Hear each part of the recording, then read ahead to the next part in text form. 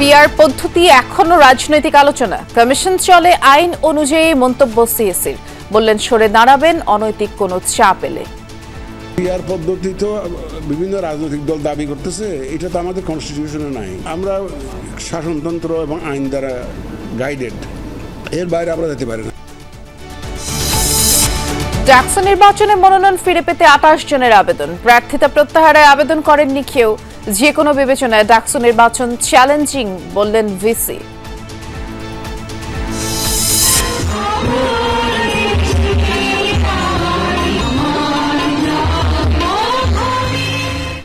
দীর্ঘ 8 বছর পর জামালপুরে চলছে জেলা বিএনপির ত্রিবার্ষিক সম্মেলন। জোড়াতালি দিয়ে রাতারাতি পরিবর্তন অসম্ভব, মন্তব্য মির্জা ফখরুলের। হঠাৎ করে এই মুহূর্তের মধ্যে আমরা সবকিছু ঠিক করে ফেলবো, এটা মনে করেন খুব কারণ চলে, আমার কাছে মনে হয় জোড়া তালে দিয়েও কোনো কিছু করা যায় না। এটা আপনার সুনির্দিষ্ট চিন্তা ভাবনা প্রয়োজন। মার্কিন বর্ধিত শুল্ক ইস্যুতে বাণিজ্য সুবিধা ধরে রেখেছে বাংলাদেশ, বললেন প্রেস সচিব। তুলনামূলক কম ট্যারিফের কারণে বেড়েছে ক্রয়াদেশ। নারায়ণগঞ্জের সিদ্ধিগঞ্জে ফ্রিজের কম্প্রেসর বিস্ফোরিত হয়ে একই পরিবারের 9 জন দগ্ধ, সবার অবস্থায় সংকটাপন্ন। বেশিরভাগেরই 30 ভাগের উপরে, শুধু একটা পেশেন্ট আছে 15 ভাগ পুড়ে গেছে। জ্যেষ্ঠ সাংবাদিক বিভুরঞ্জন সরকারের মরদেহ নিয়ে ঢাকার পথে পরিবার, বড়দেশ্বরী কালী মন্দিরে হবে সৎকার।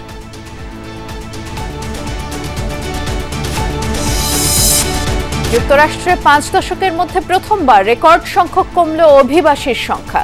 ট্রাম্প বলছেন কঠোর নীতি আর অভিযানের কারণেই এই সাফল্য।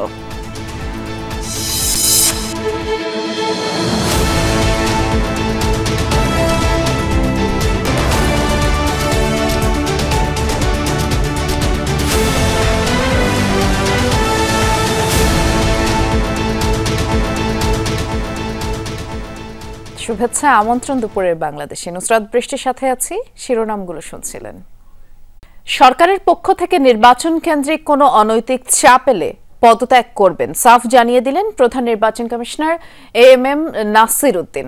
রাজশাহীতে সাংবাদিকদের সাথে আলাপে তিনি জানিয়েছেন, নির্বাচনে জালিয়াতি ঠেকাতে সর্বোচ্চ প্রস্তুতি নিচ্ছে কমিশন। সংবিধানে পিআর পদ্ধতি নেই জানিয়ে সিইসি বলেছেন, এটি রাজনৈতিক ঐকমত্যের বিষয়। নির্বাচনে আওয়ামী লীগের অংশগ্রহণের প্রশ্নে আদালতের রায় আসা পর্যন্ত অপেক্ষা করতে হবে বলে জানান নাসির উদ্দিন। শনিবার সকালে রাজশাহী আঞ্চলিক লোক প্রশাসন প্রশিক্ষণ কেন্দ্রে এই অঞ্চলে নির্বাচনী কর্মকর্তাদের সাথে ত্রয়োদশ জাতীয় নির্বাচন বিষয়ে মতবিনিময় সভায় অংশ নেন সিইসি। যদি সরকার চাইবে তার ওনার হুকুম মতো কাজ করতে, নাসিরউদ্দিন আমাকে চেয়ারে দেখবেন না, আপনার সেই গ্যারান্টি আমি দিতে পারি। তার আগে মুখোমুখি হন সাংবাদিকদের, বলেন নির্বাচন সুষ্ঠু করতে কমিশন দৃঢ় প্রতিজ্ঞ। এক্ষেত্রে কোনো অনৈতিক হস্তক্ষেপ মেনে নেয়ার সুযোগ নেই। পিআর পদ্ধতি ইস্যুটি এখনও রাজনৈতিক আলাপ আলোচনার মধ্যে আছে উল্লেখ করে সিইসি বলেন, কমিশন পরিচালিত হয় শাসনতন্ত্র ও আইন দ্বারা। পিআর পদ্ধতি তো বিভিন্ন রাজনৈতিক দল দাবি করতেছে, এটা তো আমাদের কনস্টিটিউশনে নাই, কোনো আইনেও নাই। আমরা শাসনতন্ত্র এবং আইন দ্বারা গাইডেড, এর বাইরে আমরা যেতে পারি না। যদি এইরকম কোনো আইন হয়, পিআর পদ্ধতিতে হবে, ওই জন্য যখন আইন হয়, শাসনতন্ত্র যদি পরিবর্তন হয়, সেটা একটা ভিন্ন প্রসঙ্গ। সিইসি বলেন, আওয়ামী লীগের রাজনৈতিক কার্যক্রম নিষিদ্ধ করা হয়েছে। আদালতের রায় না আসা পর্যন্ত ভোটে তাদের অংশগ্রহণের বিষয়ে কিছু বলা যাবে না। আওয়ামী লীগের তো যে দলটার কথা আপনি বললেন, সেই দলটার তো রাজনৈতিক কর্মকাণ্ড নিষিদ্ধ, সুতরাং এবং বিচার সম্পন্ন না হওয়া পর্যন্ত, সুতরাং যে বিচার জন্য অপেক্ষা করতে হবে আমাদের। ফেব্রুয়ারির প্রথমার্ধে নির্বাচন অনুষ্ঠানে প্রধান উপদেষ্টার দপ্তরের চিঠি পাওয়ার পর প্রস্তুতি কার্যক্রম জোরদার করেছে ইসি। নির্বাচনে ভোট কেন্দ্র দখল চেষ্টাকারীদের হুঁশিয়ার করেন তিনি। একটা দুঃসংবাদ দিতে চাই, যারা ভোট কেন্দ্র দখল করার জন্য নিয়ত করে বসে আছেন, বাক্স দখল করার জন্য নিয়ত করে আছেন, তাদের স্বপ্নভঙ্গ হবে। তাদের স্বপ্নভঙ্গে আপনারা সেই দিন এই ইতিহাস ভুলে যান। যদি এরকম যে অনিয়ম দেখি যে একটা পুরা কেন্দ্রে, পুরো একটা কনস্টিটিউয়েন্সিতে গোলমাল হয়েছে, কেউ ভোট কেন্দ্র দখল করে এই ধরনের যে অবস্থা সৃষ্টি করেছে, পুরা কনস্টিটিউয়েন্সি আমরা ক্যান্সেল করে দেব। সীমানা নির্ধারণ সংক্রান্ত শুনানি শেষে এ সপ্তাহেই নির্বাচনী রোডম্যাপ ঘোষণা করবে কমিশন। রাজশাহী অঞ্চলের ৮টি জেলার ৯৩ জন নির্বাচনী কর্মকর্তা উপস্থিত ছিলেন সভায়। হুমায়ুন রশিদ, যমুনা নিউজ। জনগণ নির্বাচনমুখী হলে কোনো ষড়যন্ত্রই কাজে আসবে না। প্রধান উপদেষ্টার ঘোষিত সময় অনুযায়ী ফেব্রুয়ারিতে নির্বাচনের জন্য সব প্রস্তুতি নেওয়া হয়েছে বলে জানিয়েছেন স্বরাষ্ট্র উপদেষ্টা জাহাঙ্গীর আলম চৌধুরী। এবং দুপুরে বাংলাদেশ কৃষি উন্নয়ন কর্পোরেশনের বিএডিসি হিমাগার, কেন্দ্রীয় বীজ পরীক্ষাগার, সবজি বীজ প্রক্রিয়াকরণ কেন্দ্র পরিদর্শনে যান তিনি। বলেন, লুট হওয়া অস্ত্র উদ্ধারে সরকার কাজ করছে, শুধু নির্বাচন নয় বরং সব সময়ের জন্যই যাতে অবৈধ অস্ত্র প্রবেশ করতে না পারে সে ব্যাপারে সতর্ক আইন শৃঙ্খলা বাহিনী। উপদেষ্টা আরও বলেন, অতীতের তুলনায় অনেক বেশি সুরক্ষিত সীমান্ত। আগে মানুষ মত প্রকাশ করতে পারত না, এখন সামাজিক যোগাযোগ মাধ্যমে অনেক কিছুই লিখতে পারছে। আমাদের ক্ষেত্রে নির্বাচনের প্রস্তুতি যেভাবে নেওয়া দরকার আমরা ওভাবেই প্রস্তুতি নিচ্ছি। আল্লাহ দিলে ফেব্রুয়ারি মাসে নির্বাচন করতে আমাদের কোনো ধরনের অসুবিধা হবে না। আমাদের চিফ অ্যাডভাইজার, মাননীয় চিফ অ্যাডভাইজার যে রোড ম্যাপটা মানে ডেটটা বলে দিচ্ছে, আমার রোড ম্যাপটা তো ইলেকশন কমিশন দিবে, আমরা ওইভাবে আমরা ইলেকশন করার জন্য প্রস্তুতি নিচ্ছি। ডাকসু নির্বাচনে মনোনয়ন বৈধতার বিষয়ে আপিল করার শেষ দিন আজ। শেষ হচ্ছে প্রার্থিতা প্রত্যাহারের সময়ও। তবে এখন পর্যন্ত কেউ প্রার্থিতা প্রত্যাহার করেননি। শনিবার 12টা পর্যন্ত 28 জন প্রার্থী মনোনয়নপত্র সংশোধনের আবেদন করেছে। আর এমন তথ্য জানিয়েছেন ডাকসু নির্বাচনের চিফ রিটার্নিং অফিসার। তিনি জানান, এখন পর্যন্ত প্রার্থীদের আচরণবিধি লঙ্ঘনের কোনো অভিযোগ আসেনি। সতর্কতামূলক প্রশাসনের পক্ষ থেকে নোটিশ জারি করা হয়েছে। আগামী 24 আগস্ট আপিল নিষ্পত্তি করে প্রার্থিতা ফেরত দেয়া না দেওয়ার সিদ্ধান্ত জানাবে কমিশন। আর চূড়ান্ত প্রার্থী তালিকা প্রকাশ করা হবে 26 আগস্ট। তার আগে কেউ প্রচারণা চালাতে পারবে না। কেউ যদি মনে করে যে আমি ইলেকশন করব না, হ্যাঁ, সেটারও সুযোগ আছে। সে যে কোনো মুহূর্তে 25 তারিখের আগে, যে কোনো 25 তারিখের ভিতরে যে টাইম লাইন, হ্যাঁ, দুপুর 1টার ভিতরে কেউ যে কোনো পদে সে নিজেকে প্রত্যাহার করে নিতে পারে, সেই সুযোগটা আছে। এখন পর্যন্ত এখনো প্রত্যাহারের জন্য আসেনি। আমরা আশা করতেছি যারা আগ্রহী তারা আসবে। যে কোনো বিবেচনায় ডাকসু নির্বাচন চ্যালেঞ্জিং। ভোটের পরিবেশ ভালো রাখার চেষ্টা চলছে বলে জানিয়েছেন উপাচার্য ডক্টর নিয়াজ আহমদ খান। ঢাকা বিশ্ববিদ্যালয়ের কালো দিবস স্মরণে আলোচনা সভায় তিনি বলেছেন, পুরো জাতি ডাকসু নির্বাচনের দিকে তাকিয়ে আছে। কমিশনের দিক নির্দেশনা এবং সকল অংশীজনদের সাথে আলোচনা করেই সব হচ্ছে। ভিসি বলেন, জাতীয় প্রতিষ্ঠান হিসেবে ঢাকা বিশ্ববিদ্যালয় অন্যায় করলে এবং অন্যায় দেখলে প্রতিহত করার যে ধারা তা বজায় ছিল। যে কোনো পরিস্থিতিতে ইতিহাস থেকে শিক্ষা নিয়ে অন্যায়ের বিরুদ্ধে সোচ্চার হতে হবে। সেনাবাহিনী সহ সকল অংশীজনকে একসাথে মিলে কাজ করার আহ্বান জানান উপাচার্য।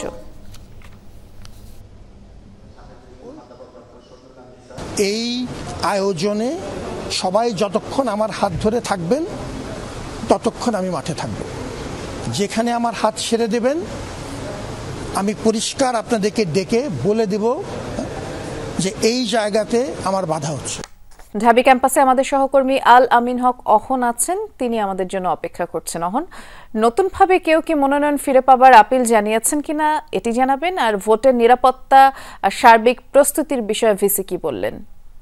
এখন পর্যন্ত নতুনভাবে কেউ তাদের প্রার্থিতা ফিরে পাওয়ার জন্য যে আবেদন সেটি করেননি। আর ভিসি সার্বিক নিরাপত্তা নিয়ে বলেছেন তিনি সর্বোচ্চ চেষ্টা করছেন। তিনি বলছেন যে এটি একক কোনো কাজ নয়, বিশ্ববিদ্যালয়ের সবাই, বিশেষ করে এই যে সাধারণ শিক্ষার্থীরা রয়েছেন, এইসব সাধারণ শিক্ষার্থীদের সাথে নিয়েই তিনি এগোতে চান। শুধু সাধারণ শিক্ষার্থী নয়, এই নির্বাচন নিয়ে যাদের স্টেক হোল্ডার যারা রয়েছেন সবাইকে সাথে নিয়ে এগোতে হবে। এই নির্বাচন বাধাগ্রস্ত করার জন্য যদি কেউ কোনো কিছু করে থাকে সেই বিষয়ে তিনি স্পষ্ট বার্তা দিয়েছেন, হুঁশিয়ারি জানিয়েছেন। তাদের বিষয়ে তিনি গণমাধ্যমে প্রকাশ করবেন। অর্থাৎ তিনি বলেছেন কোট আনকোট তার হাতকেও যদি ছেড়ে দেয় তাহলে তিনিও তার হাত ছেড়ে দেবেন। বিষয়টি এমন যে তিনি সর্বোচ্চ চেষ্টা করবেন নির্বাচনের প্রস্তুতি এবং শেষ পর্যন্ত নির্বাচনটি ভালোভাবে করার জন্য। সেই সর্বোচ্চ চেষ্টায় সবাইকে একসঙ্গে কাজ করে যেতে হবে, সেই স্পষ্ট বার্তাই তিনি দিয়েছেন। এবং এখন পর্যন্ত নির্বাচনী প্রচারণার কোনো সুযোগ নেই, কেউ নির্বাচনী প্রচারণা করতে পারবে না। বৃষ্টি ভেজা দিন, যে কারণেই 26 তারিখের আগে তো নির্বাচনী প্রচারণার কেউ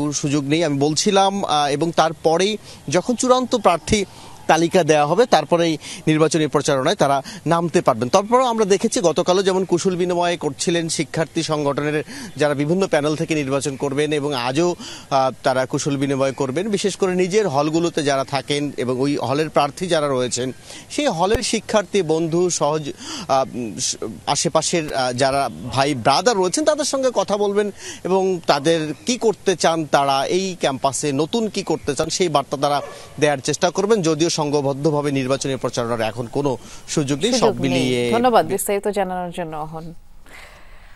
অভ্যুত্থান পরবর্তী ডাকসু নির্বাচন হবে প্রতিদ্বন্দ্বিতাপূর্ণ, তবে ছাত্র নেতৃত্ব গড়ে উঠবে কিনা তা স্পষ্ট হবে নির্বাচনের পর, এমনটি মনে করেন ডাকসুর সাবেক 2 ভিপি মাহমুদুর রহমান মান্না ও নুরুল হক নূর।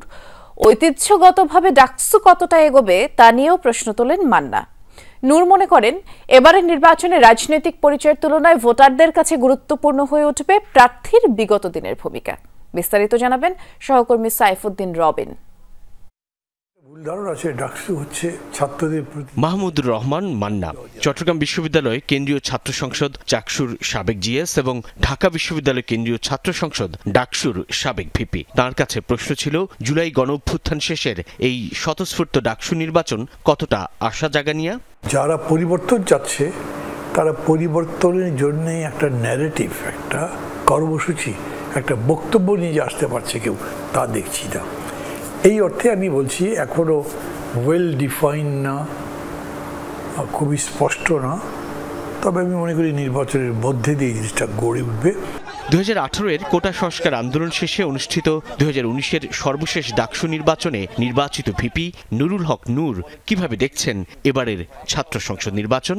নির্বাচনটা খুব প্রতিযোগিতাপূর্ণ হচ্ছে, যারা হবে কাছাকাছি ভোটে হবে এবং এককভাবে কোনো প্যানেল জয়লাভ করবে না। রাজনৈতিক পরিচয়ের চেয়ে আমার মনে হয় যে শিক্ষার্থীদের ব্যক্তিগত একটা যোগাযোগ, অভ্যুত্থান সহ ক্যাম্পাসে গত কয়েক বছরে শিক্ষার্থীদের নিজস্ব একটা অ্যাক্টিভিটিস, সেইটা হয়তো এই সময় শিক্ষার্থীদের বিবেচনায় থাকবে যে কাকে তারা ভোট দেবে। 2 প্রজন্মের সাবেক এই 2 ডাকসু ভিপি মনে করেন প্রাজ্ঞ নেতৃত্বের সংকট আছে, তবে ছাত্র সংসদ নির্বাচনের উদ্যোগ ছাত্র নেতৃত্ব তৈরির সুযোগ সৃষ্টি করেছে, যার মধ্য দিয়ে ক্যাম্পাসে ছাত্র রাজনীতিও প্রতিষ্ঠিত হবে। স্বাধীনতার পতাকা তো তুলেছে ছাত্ররা। ডাকসুর ভিপি অসাধারণ ভূমিকা, বলতে পারেন যে ছাত্র এই সামগ্রিক ইতিহাসের, সামগ্রিক রাজনীতির ভ্যানগার্ড অগ্রণী।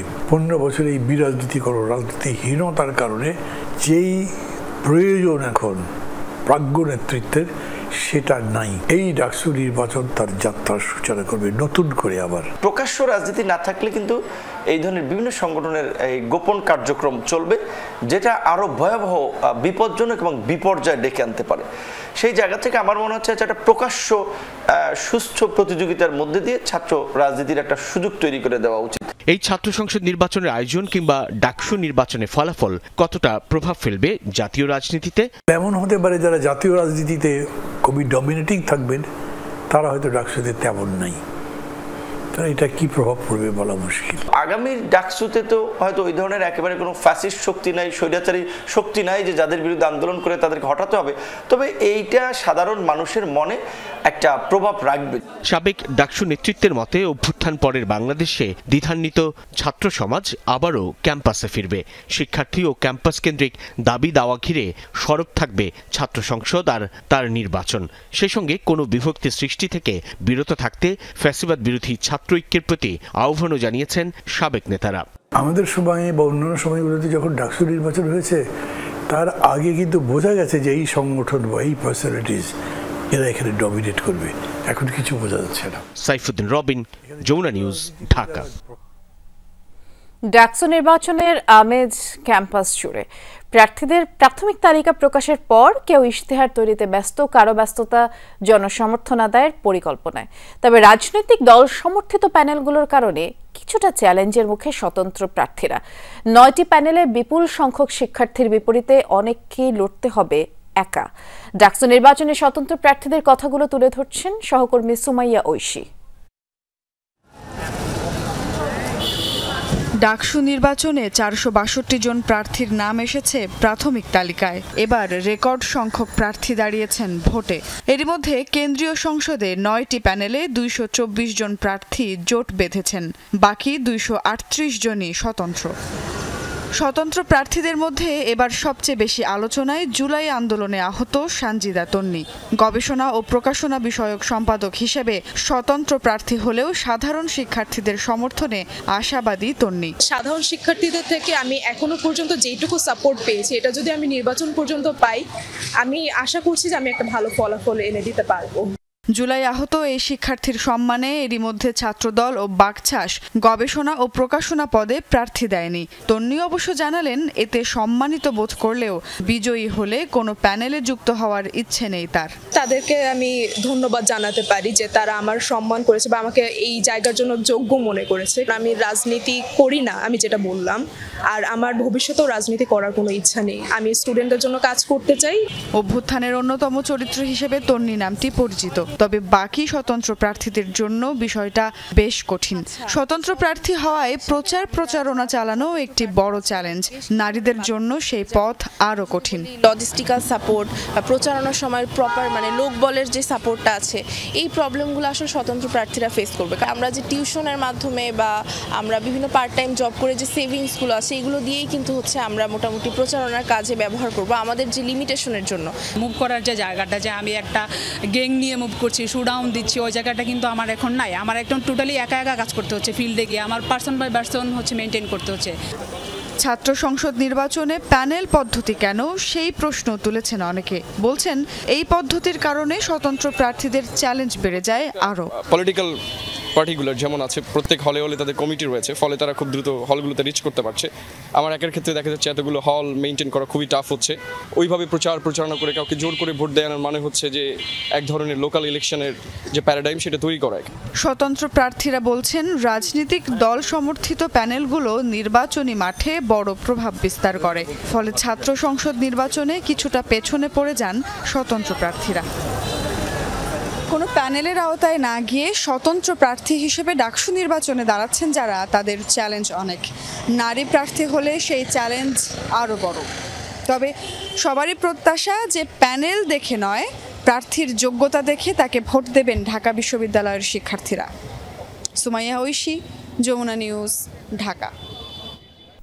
দীর্ঘ 8 বছর পর জামালপুরে জেলা বিএনপির ত্রিবার্ষিক সম্মেলন চলছে। সকাল থেকে 7 উপজেলা থেকে খণ্ড খণ্ড মিছিল নিয়ে নেতাকর্মীরা জড়ো হন শহরের বেলটিয়া এলাকায়। সম্মেলন উদ্বোধন করেন বিএনপির স্থায়ী কমিটির সদস্য ইকবাল হাসান মাহমুদ টুকু। দীর্ঘদিন পর জেলা বিএনপির সম্মেলন ঘিরে উৎসবের আমেজ বইছে উজ্জীবিত নেতাকর্মীরা। ব্যানার, পোস্টার, তোরণ, ফেস্টুনে ছেয়ে গেছে জেলা শহর সহ আশপাশের এলাকার। সম্মেলন থেকে গুরুত্বপূর্ণ দিক নির্দেশনা দেবেন নেতারা। এ বিষয়ে খোঁজ খবর রাখছেন আমাদের সহকর্মী সাগর ফরাজি, তিনি অপেক্ষা করছেন আমাদের জন্য। আমাদের একটু জানাবেন সাগর, যেহেতু দীর্ঘ 8 বছর পর সম্মেলন হচ্ছে, এটি ঘিরে নেতাকর্মীরা কতখানি উচ্ছ্বসিত?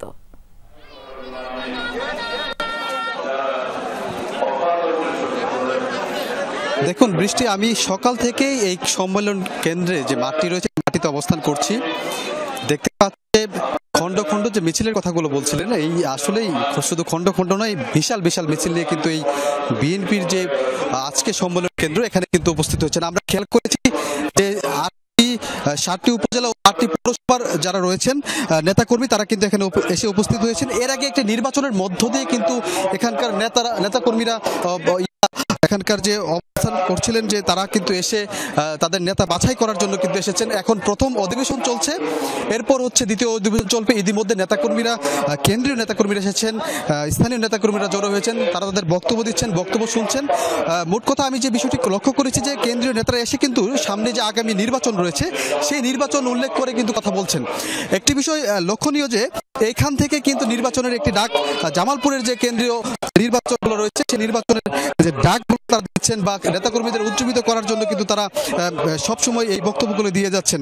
আজকে কিন্তু জেলা বিএনপির যে জেলার নেতা রয়েছেন, যারা ভাইটাল যারা পোস্টে থাকবেন, তারা কিন্তু এখান থেকে নির্বাচিত হয়ে যাবেন। পরবর্তীতে কোনো এক সময় কিন্তু পূর্ণাঙ্গ কমিটি ঘোষণা করা হবে। তো বৃষ্টি, এই ছিল আমার কাছে। বিস্তারিত জানাচ্ছিলেন, ধন্যবাদ জানাচ্ছি সাগর ফরাজিকে। বিচ্ছিন্নভাবে জোড়াতালি দিয়ে কোনো পরিবর্তন সম্ভব নয় বলে মন্তব্য করেছেন বিএনপি মহাসচিব মির্জা ফখরুল ইসলাম আলমগীর। জাতীয় প্রেস ক্লাবে এক আলোচনা সভায় তিনি বলেছেন, স্কুল কলেজে শিক্ষক নিয়োগ হয় ঘুষ দিয়ে। এত বৈষম্য আর অনিয়ম যেখানে দীর্ঘদিন চলে আসছে, সেখানে রাতারাতি পরিবর্তন অসম্ভব। পরিবর্তনের জন্য সুনির্দিষ্ট লক্ষ্য পরিকল্পনা নিয়ে অগ্রসর হতে হবে। এ সময় তিনি বলেন, বৈষম্য কমিয়ে এনে প্রগতিশীল সমাজ গঠনের স্বপ্ন দেখা যাচ্ছে, আর তখন সে লক্ষ্য থেকে সরিয়ে দেওয়ার চেষ্টাও চলছে। খুব কৌশলে উগ্রবাদ ছড়িয়ে দেওয়া হচ্ছে বলে অভিযোগ করেন বিএনপি মহাসচিব। বলেন, দুর্নীতির ঊর্ধ্বে উঠে ঐক্যবদ্ধ হয়ে চেষ্টা করলে বাংলাদেশেও পরিবর্তন সম্ভব।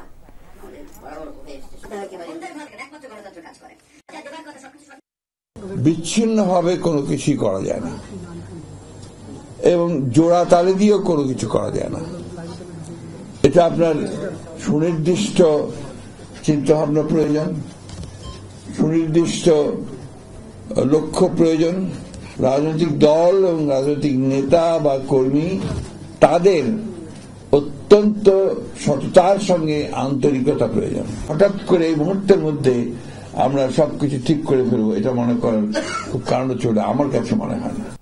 মৌলিক সংস্কারের রূপরেখায় বারবারই গণপরিষদ নির্বাচনের কথা বলেছে জাতীয় নাগরিক পার্টি এনসিপি, এমনটা বললেন দলের সদস্য সচিব আক্তার হোসেন। দুপুরে এক সংবাদ সম্মেলনে তিনি আরো বলেন, শিগগিরই গণপরিষদ নির্বাচনের আয়োজন করতে হবে, নতুবা জাতীয় সংসদ নির্বাচন নিয়ে সংশয় থেকে যাবে। জুলাই সনদ বাস্তবায়ন সুনির্দিষ্ট করার দাবি তোলেন তিনি। বলেন, বর্তমান সংবিধান ফ্যাসিবাদ সংবিধান, আর এর আওতায় নির্বাচন হলে স্বৈরাচার আরও মাথাচাড় দিয়ে উঠবে। এছাড়া শাসন কাঠামোর পরিবর্তন না হলে নির্বাচন অর্থবহ হবে না বলেও দাবি করেন আক্তার হোসেন। আর তাই নতুন সংবিধান বাস্তবায়নের আহ্বান জানান তিনি। যে সামনের যে নির্বাচন, সেই নির্বাচন জুলাই সনদের ভিত্তিতে হতে হবে। এই কারণে নতুন করে এলএফও করতে হবে, লিগ্যাল ফ্রেমওয়ার্ক অর্ডার করে। যদি আমরা সংবিধানের বিষয়টাতে নতুন সংবিধানের ব্যাপারে ঐক্যবদ্ধের ভিত্তিতে নির্বাচন আয়োজন হয়, তাহলে জাতীয় নাগরিক পার্টি যে কোনো সময় সেই নির্বাচনে অংশগ্রহণ করার জন্য প্রস্তুত। মার্কিন শুল্ক ইস্যুতে উভয় পক্ষ লাভবান হয়েছে, বাংলাদেশের রফতানি বাজার বাড়ছে। সকালে রাজধানীতে ট্রাম্প ট্যারিফ বিষয়ক সেমিনারে এই মন্তব্য করেছেন প্রধান উপদেষ্টা প্রেস সচিব শফিকুল আলম। তিনি জানিয়েছেন, বাংলাদেশ তার বাণিজ্যিক সুবিধা ধরে রাখতে পেরেছে। আর সেমিনারে অভিযোগ করা হয়, মার্কিন শুল্ক ইস্যুতে অনেকেই ঘোলা পানিতে মাছ শিকারের চেষ্টা করেছেন, কিন্তু সফল হয়নি। বাংলাদেশ যুক্তরাষ্ট্রের সাথে দ্বিপাক্ষিক বাণিজ্য বাড়াতে চায়, এরই মধ্যে ক্রয় আদেশও বাড়তে শুরু করেছে। জাপান, কোরিয়া, ইউরোপের সাথে বাণিজ্য সম্পর্কেও যাতে জোরদার থাকে, সেদিকে খেয়াল রাখার আহ্বান জানান আলোচকরা। তারা বলেন, মার্কিন শুল্ক হার আরও কমিয়ে আনার বিষয়ে চেষ্টা অব্যাহত রাখতে হবে।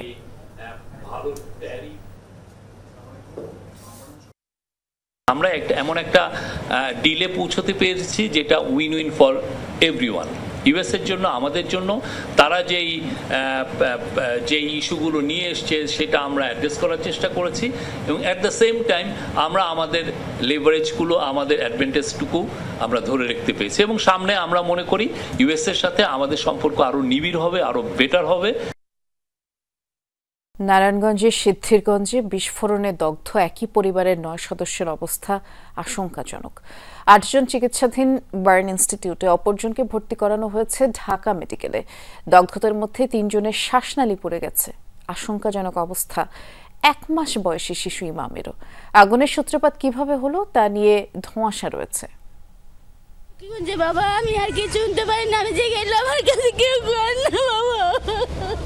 কান্না আর আহাজারি থামছেই না জুলেখা বেগমের। নারায়ণগঞ্জের সিদ্ধিরগঞ্জের দগ্ধ হাসানের মা তিনি। হাসান সহ পরিবারের 9 সদস্য আগুনে পুড়ে রয়েছেন জীবন মৃত্যুর সন্ধিক্ষণে। আগুন থেকে রক্ষা পায়নি 1 মাসের শিশু ইমামও। স্বজন ও প্রতিবেশীরা জানান, রাত 3টার দিকে হাসানের টিন শেড সেই বাড়িতে বিস্ফোরণ হয়। বিস্ফোরণের শব্দ শুনে ঘটনাস্থলে ছুটে গিয়ে দগ্ধদের উদ্ধার করেন তারা। খবর জানার পর আমরা বাড়িতে গেলে তাই সরাসরি দেখলাম আর কি, যে আসলে অনেক অবস্থা খারাপ আর কি। সকালে ফোন দিয়েছে আমার বোনের কাছে, কি বড় মেয়ে ফোন দিয়েছে যে খালা মা বাইরে অসুস্থ হয়ে গেছে, ঘরে বলে গ্যাসের লাইন লিক হয়ে আগুন ধরে গেছে আমার ভাই। তাদের দাবি, গ্যাস লাইনের লিকেজ থেকে আগুনের ঘটনা ঘটে। লিকেজের খবর আগেও জানানো হয়েছিল বাড়ির মালিককে, তবে সমাধান না পেয়ে সামনের মাসেই এই বাড়ি ছেড়ে অন্য আরেকটি বাড়িতে ওঠার কথা ছিল তাদের। বিস্ফোরণ মারলে মানুষদের মধ্যে শুয়ে থাকে না, ওরমের একজন এক এক জায়গায় পরে সবার কেউ অটোতে উড়াইছি, কেউ ভ্যান গাড়ি তুড়াইছি, বাড়িওয়ালারে বলা হয়েছিল কিন্তু সে সঠিকভাবে এটার পদক্ষেপ নেয় নাই, ঠিক করে নাই। চিকিৎসকরা বলছেন দগ্ধ সবার অবস্থা সংকটাপন্ন। 3 জনের শ্বাসনালী পুড়ে গেছে বলে ধারণা তাদের। ছোট একটা বাচ্চা আমি বলবো, তার জন্য 18% অনেক বেশি। ছোট বাচ্চা যেটা আছে সবাই, আর সাথে শ্বাসনালী পোড়া আছে 3 জনের এভিডেন্ট। বাকিদের কি অবস্থা আমরা জানি না, পরবর্তীতে হয়তো খারাপ হতেও পারে। আমাদের ভাষ্যমতো 8 জনের অবস্থায় সংকটাপন্ন। এদিকে উদ্ধার তৎপরতা চালানো ফায়ার সার্ভিসের দাবি। বৈদ্যুতিক শর্ট সার্কিট থেকে ফ্রিজের কম্প্রেসার বিস্ফোরণ হয়ে আগুন ছড়িয়ে পড়ে। গ্যাসের কোনো আলামত নাই, ফ্রিজের যে কম্প্রেসার মেশিনটা ছিল ওটা বাস্ট হয়েছে। আগুন একটা রুমেই ছিল, আগুন সম্ভবত বৈদ্যুতিক গোলযোগের কারণেই আগুনটা লেগেছে। দগ্ধ 9 জনের মধ্যে 7 জনেরই দেহ 30 থেকে 53% পর্যন্ত পুড়ে গেছে। হাসিবুল করিম বিজয়, যমুনা নিউজ, ঢাকা। জ্যেষ্ঠ সাংবাদিক বিভুরঞ্জন সরকারের মরদেহ ঢাকায় আনা হচ্ছে। এর আগে পরিবারের কাছে হস্তান্তর করা হয়। দুপুরে মুন্সিগঞ্জ জেনারেল হাসপাতালে আইন শৃঙ্খলা বাহিনীর উপস্থিতিতে ময়নাতদন্ত করা হয়। RMO শেখ এহসানুল ইসলাম জানিয়েছেন, নিহতের শরীরে কোনো ধরনের আঘাতের চিহ্ন পাওয়া যায়নি। আর স্বজনরা জানায় পারিবারিকভাবে ঢাকায় সৎকারের সিদ্ধান্ত নেওয়া হয়েছে। বাসাবুর বড়দেশ্বরী কালী মন্দিরে সৎকার হবে। শুক্রবার বিকেলে মুন্সিগঞ্জের গজারিয়ায় মেঘনা নদী থেকে বিভুরঞ্জনের মরদেহ উদ্ধার করা হয়। গত বৃহস্পতিবার বাড়ি থেকে অফিসের কথা বলে বের হওয়ার পর থেকেই তিনি নিখোঁজ ছিলেন। আর তার আগে একটি খোলা চিঠিতে নিজের হতাশা, বিষণ্ণতা, বিভিন্ন অপ্রাপ্তির আক্ষেপ তুলে ধরেন তিনি। নিজেরা না বদলালে দেশও বদলাবে না বলে মন্তব্য করেছেন স্বাস্থ্য উপদেষ্টা নূরজাহান বেগম। সকালে রংপুর মেডিকেল কলেজ হাসপাতাল পরিদর্শন করেন তিনি। হাসপাতালের বিভিন্ন ওয়ার্ড ঘুরে দেখেন, পরে কর্তৃপক্ষের সাথে এক মতবিনিময় সভায় অংশ নেন। সেখানে তিনি বলেন, রংপুরে হৃদরোগ, কিডনি, ক্যান্সার রোগীদের জন্য 560 শয্যার হাসপাতালের বাজেট পাশ হয়েছে। অন্তর্বর্তী সরকার শুরু না করতে পারলেও গণতান্ত্রিক সরকার সেটি বাস্তবায়ন করবে। এই যে আন্দোলন হইল, হাত গেল, পা গেল, চোখ চলে গেল, যারা সিন্ডিকেট করে তারা এটা দেখে নাই, তাদের ভিতরে কোনো পরিবর্তন হবে না। কাজে আমার আপনার সবার মধ্যে যদি পরিবর্তন না হয় তাহলে দেশ পরিবর্তন হবে কেমনি? প্রত্যেকেরই তো সেলফ অ্যাসেসমেন্ট করতে হবে আমি কি। রাজধানীর মাইলস্টোনে বিমান বিধ্বস্তের ঘটনায় দগ্ধ আরও এক শিক্ষার্থীর মৃত্যু হয়েছে। নিহত শিক্ষার্থীর নাম তাসনিয়া। শনিবার সকালে জাতীয় বার্ন ও প্লাস্টিক সার্জারি ইনস্টিটিউটে মারা যায় সে। নিহত তাসনিয়ার বাড়ি ফরিদপুর জেলার মধুখালী থানা এলাকায়। আর বিষয়টি নিশ্চিত করেছেন জাতীয় প্লাস্টিক সার্জারি ইনস্টিটিউটের আবাসিক সার্জন ডাক্তার শাওন বিন রহমান। তিনি জানান, উত্তরায় বিমান বিধ্বংসের ঘটনায় গত মাসের 21 জুলাই জাতীয় বার্নে ভর্তি হয় তাসনিয়া। 33 দিন চিকিৎসাধীন থাকার পর আজ সকালে মারা যায় সে। তার শরীরের 37% দগ্ধ হয়েছিল। এ নিয়ে মাইলস্টোনে বিমান বিধ্বস্তের ঘটনায় নিহতের সংখ্যা বেড়ে দাঁড়ালো 36 জনে। শুধুমাত্র অংশগ্রহণ দিয়ে নারীর ক্ষমতায়ন নিশ্চিত করা সম্ভব হবে না, প্রয়োজন অংশীদারিত্ব। এই মন্তব্য করেছেন সাবেক তত্ত্বাবধায়ক সরকারের উপদেষ্টা ও মানবাধিকার কর্মী রাশেদা কে চৌধুরী। এফডিসিতে ডিবেট ফর ডেমোক্রেসির আয়োজনে সংরক্ষিত নারী আসনে নির্বাচন ও নারীর ক্ষমতায়ন বিষয়ক ছায়া সংসদ বিতর্কে তিনি কথা বলেন। রাজনৈতিক সদিচ্ছা থাকলে সর্বক্ষেত্রেই বৈষম্য দূর করা সম্ভব বলে মনে করেন রাশেদা কে চৌধুরী। দেশের জনসংখ্যার 51% নারী হলেও রাজনীতি, অর্থনীতি কিংবা কর্মক্ষেত্রে নারীর ক্ষমতায়ন কেমন? জুলাই গণঅভ্যুত্থানে নারীরা অগ্রণী ভূমিকা পালন করলেও অভ্যুত্থান পরবর্তী দেশে নারীর অংশীদারিত্ব কতখানি বাড়ল? এমন অনেক প্রশ্ন আর উত্তর মিলল এফডিসিতে ছায়া সংসদ বিতর্কে। এদিন দুটি বেসরকারি বিশ্ববিদ্যালয়ের শিক্ষার্থীরা এতে অংশ নেয়। সরাসরি নির্বাচন হবে, তখন জনসম্পৃক্ততা থাকবে, জনগণের ভোট হবে। নারীর ক্ষমতায়ন সুরক্ষিত করা সরাসরি নির্বাচনে নাকি সংরক্ষিত আসনে সরাসরি নির্বাচনে? ডিবেট ফর ডেমোক্রেসির চেয়ারম্যান হাসান আহমেদ চৌধুরী কিরণ বলেন, সংরক্ষিত নারী আসনে সরাসরি নির্বাচন না হলে গণতান্ত্রিক নির্বাচন ব্যবস্থা পূর্ণতা পায় না। সংরক্ষিত নারী আসনে 50 সেট অলংকারকে বসিয়ে রেখে নারীর অধিকার সুরক্ষা করা সম্ভব নয় এবং ক্ষমতায়ন বাস্তবায়ন করা সম্ভব নয় এবং নারীকে মর্যাদাপূর্ণ করা সম্ভব নয়। সে কারণে এই 50 সেট অলংকারের যে কথিত কথাটি রয়েছে, সেই কথিত কথাটিকে আমরা কিভাবে এখন আমাদের এই সংসদ থেকে দূর করতে পারি? 50 সেট অলংকারের পরিবর্তে আমরা সরাসরি নির্বাচনের মাধ্যমে কিভাবে আসতে পারি, সেটির একটা প্রেক্ষাপট আমাদেরকে দেখতে হবে। অনুষ্ঠানে রাশেদা কে চৌধুরী বলেন, শুধু নারীর অংশগ্রহণে ক্ষমতায়ন হয় না, প্রয়োজন অংশীদারিত্ব। যদি রাজনৈতিক সদিচ্ছা থাকে, আমরা বিশ্বাস করি এই সরকার এসছেন বৈষম্য দূর করার, সবচেয়ে বড় স্বপ্ন দেখিয়েছেন আমাদেরকে। সর্বস্তরে শিক্ষা, স্বাস্থ্য, নারীর ক্ষমতায়ন, সর্বত্র বৈষম্য বিরাজমান। সেই জায়গাটাতে তারা একটা সুদৃঢ় পদক্ষেপ নেবেন। এই পদক্ষেপের সূচনা কিন্তু সংসদে নারীর ক্ষমতায়ন, নারীর অংশগ্রহণের মধ্য দিয়ে হতে পারে। নারী কমিশন ছাড়া আর কোনো কমিশনে নারীর উল্লেখযোগ্য অংশীদারিত্ব না থাকায় ক্ষোভ প্রকাশ করেন তিনি। অবাক হয়ে লক্ষ্য করলাম ঐকমত্য কমিশন, বয়েজ ক্লাব, আরো সবগুলা কমিশনে, আমরা নারী কমিশন ছাড়া সবগুলাতে দেখবেন নারীর তো প্রতীকী অংশগ্রহণ। বিতর্কে জয়লাভ করে সংরক্ষিত আসনে নির্বাচনের পক্ষে অংশ নেয়া মানারাত ইন্টারন্যাশনাল ইউনিভার্সিটি। মাইনুল মারুফ, যমুনা নিউজ, ঢাকা। যুক্তরাষ্ট্রে 5 দশকে প্রথমবার অভিবাসীর সংখ্যা কমেছে। মার্কিন প্রেসিডেন্ট ডোনাল্ড ট্রাম্প দ্বিতীয় মেয়াদে ক্ষমতায় আসার পর কমেছে প্রায় 14 লাখ অভিবাসী। প্রশাসনের নানা কঠোর নীতি এবং অভিযানের কারণে এই সংখ্যা হ্রাস পেয়েছে। এটাকে অভিবাসন নীতির বড় সাফল্য হিসেবেই দেখছেন ডোনাল্ড ট্রাম্প। দ্বিতীয় মেয়াদে ক্ষমতায় আসার পর থেকেই ডোনাল্ড ট্রাম্প নিচ্ছেন অভিবাসন বিরোধী নানা পদক্ষেপ। কঠোর নীতি আর অভিযানে রীতিমতো নাকানে চুবানি খাচ্ছেন যুক্তরাষ্ট্রে বসবাসরত অভিবাসন প্রার্থীরা। এরই মধ্যে মার্কিন সংবাদ মাধ্যম দ্য নিউ ইয়র্ক পোস্ট বলছে, গেল 5 দশকে দেশটিতে প্রথমবার কমল অভিবাসীদের সংখ্যা। বছরের প্রথম 6 মাসেই কমেছে প্রায় 14 লাখ অভিবাসী। বর্তমানে অভিবাসীর সংখ্যা দাঁড়িয়েছে 51.9 মিলিয়ন, যা ট্রাম্পের দ্বিতীয় মেয়াদের শুরুতে ছিল 53.3 মিলিয়ন। একে অভিবাসন নীতির বড় সাফল্য হিসেবে আখ্যা দিচ্ছেন মার্কিন president. Department of homeland security DHS জানিয়েছে, ট্রাম্প দায়িত্ব নেয়ার পর স্বেচ্ছায় দেশ ছেড়েছেন প্রায় 16 লাখ অভিবাসন প্রার্থী। একই সাথে গেল মাসগুলোয় গ্রেফতার হয়েছেন বৈধ কাগজপত্রহীন 3.5 লাখের বেশি। বহিষ্কৃত হয়েছেন কাছাকাছি সংখ্যক মানুষ। কমেছে অবৈধভাবে সীমান্ত পারাপারও। বর্তমানে প্রতি মাসে দেশটিতে ঢুকছেন 5,000-এরও কম মানুষ। বিগত শাসনামলে অনেকে মার্কিন ভূখণ্ডে প্রবেশ করতে পারলেও পুরোপুরি সেই সুযোগ বন্ধ করে দিয়েছেন ট্রাম্প। তাছাড়া আশ্রয়প্রার্থী, বিদেশি শিক্ষার্থী ও ভিসাধারীদের জন্য কঠোর হয়েছে নিয়মকানুন। এত কিছুর পরও যুক্তরাষ্ট্রের মোট জনসংখ্যার 15%-এরও বেশি অভিবাসী। তাছাড়া মার্কিন শ্রমশক্তির প্রায় 20 ভাগে জন্মগ্রহণ করেছে অন্য কোনো দেশে। রেজওয়ানা সাইমা, যমুনা নিউজ। মার্কিন প্রেসিডেন্ট ডোনাল্ড ট্রাম্পের সাবেক জাতীয় নিরাপত্তা উপদেষ্টা জন বোল্টনের বাড়িতে তল্লাশি চালিয়েছে কেন্দ্রীয় গোয়েন্দা সংস্থা এফবিআই।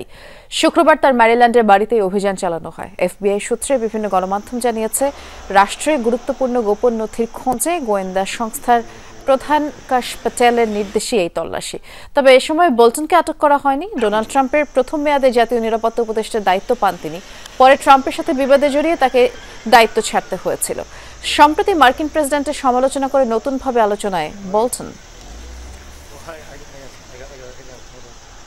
ইউক্রেনে জোরদার হামলা চালিয়ে যাচ্ছে রাশিয়া। শুক্রবার বেশ কিছু এলাকা দখলের দাবি করেছে রাশিয়ার প্রতিরক্ষা মন্ত্রণালয়। জানায়, গেল এক সপ্তাহে দোনেৎস্ক ও নিপ্রোর 9টি এলাকার নিয়ন্ত্রণ নিয়েছে তারা। রুশ সেনারা বিভিন্ন অস্ত্র ও ড্রোন ব্যবহার করে বিস্ফোরণ ঘটায় 6টি ক্লাস্টার বোমার। লক্ষ্য ছিল সমরাস্ত্র কারখানা, জ্বালানি স্থাপনা, তেল শোধনাগার, গোলাবারুদের ডিপো। একই দিন পাল্টা হামলার দাবি করেছে কিয়েভও। তাদের দাবি, দুপক্ষের মধ্যে 24 ঘন্টায় 107টি লড়াই অনুষ্ঠিত হয়েছে। ইসরায়েলের উপরে নিষেধাজ্ঞা প্রস্তাব ঘিরে ব্যাপক উত্তেজনা তৈরি হয়েছে নেদারল্যান্ডসের রাজনীতিতে। বিল বাতিলের জেরে পদত্যাগ করেছে নেদারল্যান্ডসের পররাষ্ট্রমন্ত্রী ক্যাসপার ভেল্টকাম। জোট সরকার থেকে বেরিয়ে গেছেন তার দলীয় বাকি মন্ত্রীরাও। ইসরায়েল বিরোধী পদক্ষেপ নিতে বারবারই সহকর্মীদের বাধার মুখে পড়তে হয়েছে বলে অভিযোগ করেছেন ক্যাসপার। ইউরোপীয় ইউনিয়ন যখন ইউক্রেনের নিরাপত্তা গ্যারান্টি নিয়ে দৌড়ঝাঁপ আর যুক্তরাষ্ট্রের সাথে শুল্ক ইস্যুতে দর কষাকষিতে ব্যস্ত, তখন ইসরায়েলের দখলদারিত্বের বিরুদ্ধে সরব হয়েছেন নেদারল্যান্ডসের পররাষ্ট্রমন্ত্রী ক্যাসপার ভেল্টকাম। ইইউকে ইসরায়েলের বিরুদ্ধে বাণিজ্য নিষেধাজ্ঞায় চাপ দিয়ে গেছেন তিনি। তেল আবিবের গাজা সিটি দখল অভিযানকে ভুল পদক্ষেপ আখ্যা দিয়েছেন। গাজায় যুদ্ধবিরতি ও ত্রাণ সরবরাহের জোরালো দাবি জানিয়েছেন বারবার। কয়েক সপ্তাহ আগেই ইসরায়েলমুখী অস্ত্র সরঞ্জামের 3টি চালান বাতিলের পদক্ষেপও নেন ক্যাসপার। 2 কট্টরপন্থী ইসরায়েলি মন্ত্রী বেজালেল স্মোরিচ ও ইতমার বেনগাভিরের নেদারল্যান্ডসে প্রবেশে নিষেধাজ্ঞার উদ্যোগও নিয়েছিলেন তিনি। তবে প্রতিবারই নিজ সহকর্মীদের বাধার মুখে পড়তে হয়েছে বলেও জানান। শুক্রবার ইসরায়েলের বিরুদ্ধে তোলা নতুন নিষেধাজ্ঞার প্রস্তাব বাতিল হয় ডাচ পার্লামেন্টে। এর পরপরই পদত্যাগের ঘোষণা দেন মধ্য ডানপন্থী দল নিউ সোশ্যাল কন্ট্রাক্ট পার্টির সদস্য ক্যাসপার। ফিলিস্তিন ইস্যুতে কার্যকর ও যৌক্তিক পদক্ষেপ নিতে ব্যর্থ বলে হতাশা ঝাড়েন তিনি। গুরুত্বের সাথে বিষয়টি আলোচনা করা হয়েছে। পার্লামেন্টে অযৌক্তিক সমালোচনার শিকার হয়েছে। কখনো কখনো সামাজিক সংগঠনগুলো আমার বিরুদ্ধে পোস্টার নিয়ে দাঁড়িয়েছে। আসলে কার্যকর এবং উপযুক্ত পদক্ষেপ নিতে পারিনি আমি। কাসপারের সাথে একাত্মতা জানিয়ে জোট সরকার থেকে বেরিয়ে যাওয়ার ঘোষণা দিয়েছেন নিউ সোশ্যাল কন্ট্রাক্ট পার্টির অন্যান্য মন্ত্রীরাও। পদত্যাগের কথা জানিয়েছেন দলটির প্রাদেশিক প্রধানরাও। গত জুনে ইসলাম বিদ্বেষী আইন প্রণেতা গির্ট ওয়াইল্ডারসনের পদত্যাগের জেরে ভাঙন শুরু হয় নেদারল্যান্ডসের ক্ষমতাসীন জোটে। এবার মধ্য ডানপন্থীরাও বেরিয়ে যাওয়ায় তৈরি হলো অস্থিতিশীল পরিস্থিতি। ইসরায়েলের ওপর নেদারল্যান্ডসের সীমিত নিষেধাজ্ঞা রয়েছে আগে থেকেই, তবে তেল আবিবকে F-35 যুদ্ধবিমান সরবরাহ অব্যাহত রেখেছে Amsterdam. Dorothy Tasrin, Jamuna news.